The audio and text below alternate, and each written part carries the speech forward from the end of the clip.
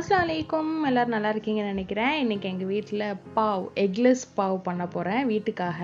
Already ஒரு வாட்டி eggless pav பண்ணி சேனலில் லாங் வீடியோ போட்டிருக்கேன். ஃபுல் ரெசிபி வேணுன்றவங்க அந்த வீடியோ போய் பாருங்கள்.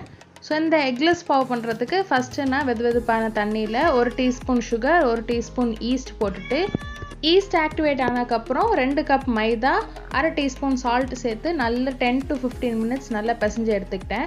கொஞ்சம் மாவு சாஃப்ட் ஆனதுக்கப்புறம் நான் டபுள் சைஸ் ஆகிறதுக்கு மூடி வச்சுட்டு 2 மணி நேரம் கழித்து பார்க்கும்போது இந்த மாதிரி பெருசாக இருந்தது.